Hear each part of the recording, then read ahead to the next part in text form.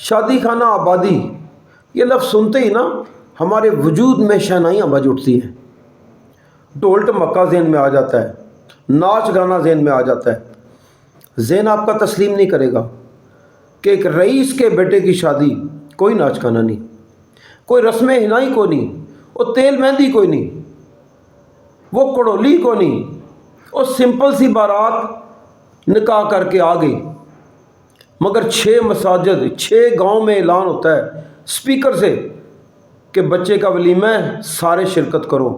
ایک میلہ لگ گیا حضور۔ اللہ جب راضی ہو جائے نا تو پھر آپ کی سوچ اللہ کے دروازے پہ کھڑی ہوتی ہے، پھر وہ ہوتا ہے جو اللہ چاہے۔ اللہ اس خاندان پہ راضی تھا حضور۔ اب انداز کیا جی مہمان نوازی کا، ٹرالی بھر کے پھولوں کی آ رہی ہے، 5 سے 7 دن ولیمے کی تقریب چلتی ہے حضور۔ آج اس گاؤں کی دعوت ہے تو آج اس گاؤں کی دعوت ہے، صبح سے لے کے شام تک کھانا چل رہا ہے۔ اب آنے والوں میں کوئی ممبر نیشنل اسمبلی ہے یا ایک عام ریڑھی بان، پھولوں کی برسات ہو رہی ہے برابر، ایک ہی صف میں سب کو بٹھا کے کھانا کھلایا جا رہا ہے۔ میں نے بابا جی سے پوچھا، میرے ساتھ بیٹھے تھے، میں نے کہا ورک خاندان پہ یہ رنگ کہاں سے چڑھا ہے؟ بابا جی کہتے ہیں انہوں نے دادا رنگ ہے۔ وہ کہانی یہ نکلی، ان کے دادا چھوٹی عمر میں یتیم ہو گئے تھے، ایک شادی کی تقریبیں بغیر دعوت کے 11 سال کی عمر تھی، گھس گئے، آگے سے تمانچے پڑے، گھر آ کے روئے۔ ماں نے پوچھا کیا ہوا، بتایا پورا، ماں نے سینے سے لگا کے روئی۔ ماں نے کہا پتر صبر کر، اللہ تمہیں بہت دے گا، پر تو چنڈا نہ ماری۔ حضور وہ وڈیرا جب جوان ہوا نا تو دولت اس پہ عاشق تھی، وسائل جب آئے نا تو اس نے ایک دن اپنے پورے قبیلے کو اکٹھا کیا، اس نے کہا یار ایک نصیحت کر رہا ہوں، زندگی کا کوئی پتہ نہیں، خوشی اگر آئے نا تمہارے اس سین کے اندر، تو بچپن کا وقت تھا، بڑی بھوک لگی تھی مجھے، میرا باپ نہیں تھا نا۔ ایک شادی کی تقریب میں مجھے تمانچے پڑے تھے، میں بڑا رویا تھا یار، ابا کو یاد کر کے۔ اور یار ایسا کرنا، اللہ تمہیں بہت دے گا، باقی غیر ضروری تقریبات ختم کر دینا،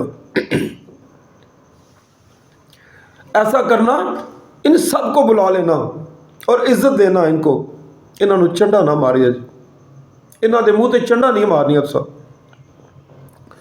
کہتے ہیں دادا کی زندگی میں جتنی شادیاں ہوئی اسی طریقے سے ہوئی حضور۔ دوستان عزیز، تکلیف دہ مرحلہ ہوتا ہے کہ جب ٹھوکر لگتی ہے۔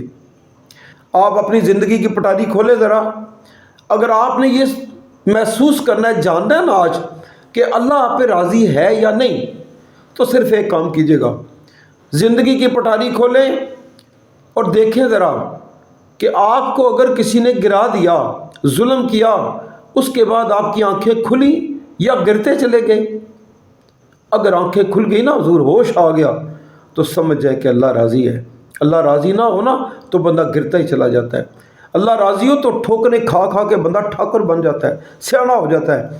دوستان عزیز، آج یہ سوچنا ہوگا ہمیں کہ کیا ہم زندگی کے اس سفر میں، شادی بیاہ کے معاملات میں، حضور آج تو ہم جہاں کھڑے ہیں نا، بڑی تلخ حقیقت بیان کر رہا ہوں۔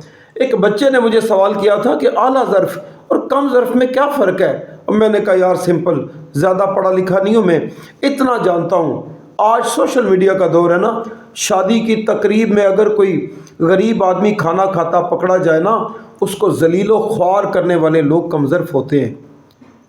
اور بچے کی شادی ہو نا، اس میں 200 خاندان کا، 200 یتیموں مسکینوں کا حصہ نکالے نا عرفان شفیق میرا دوست، تو یہ اعلیٰ ظرف ہوتے ہیں، اعلیٰ ظرفی کی ایک مثال ہوتی ہے۔ تو دوستو، ورک خاندان کو دیکھ کے میرے ذہن میں یہ بات آئی کہ اللہ جب کرم کرتا ہے نا تو بندوں کی سوچ اس کے دروازے تک پہنچ جاتی ہے، پھر وہی ہوتا ہے جو اللہ چاہتا ہے۔